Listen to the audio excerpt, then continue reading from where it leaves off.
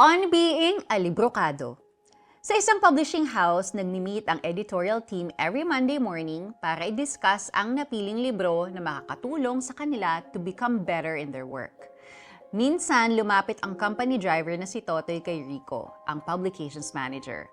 Ang sabi niya, "Inggit ako sa inyo. Patuloy kayong nag-aaral tungkol sa paggawa ng libro.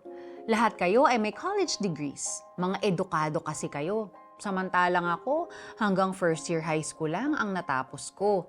Wala kasing pangmatrikula ang mga magulang ko." Ngumisi si Rico at sinabing, "Ha? Porkit di ka college graduate, sa tingin mo ay hindi na uunlad ang buhay mo?" Ang totoo, maraming mga kababayan natin ang di nakatapos ngunit naging successful sa kanilang buhay. Isa na dyan, si Andres Bonifacio. Lumaki rin siya sa hirap. Nagtitinda lamang siya ng pamaypay sa bangketa. Di rin siya nakapag-aral dahil sa kahirapan sa buhay.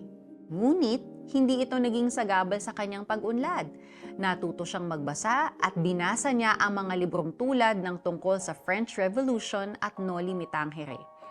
Dahil dito, nagkaroon siya ng idea na itatag ang katipunan noong July 1892. Hindi man edukado si Andres Bonifacio, pero siya naman ay naging librokado. Ang kanyang pagbabasa ay naging portable na eskwelahan para lumawak ang kaalaman niya at nag-contribute sa kanyang personal growth. Books offer us a wealth of information. Mas maiintindihan natin ang tungkol sa history, science, arts, culture at iba pa.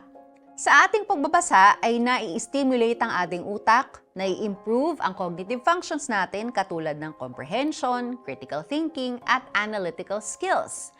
Dahil sa pakikipag-usap ni Totoy kay Rico, naliwanagan siya.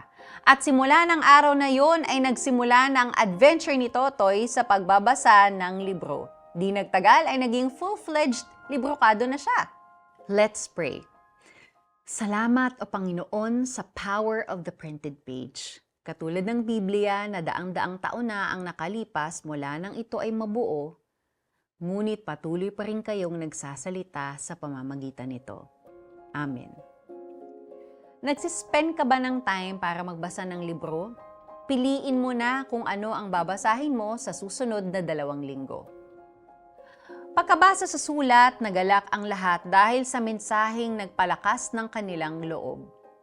Acts chapter 15, verse 31. Ako po si Sonja Khalid. God bless you and have a great day.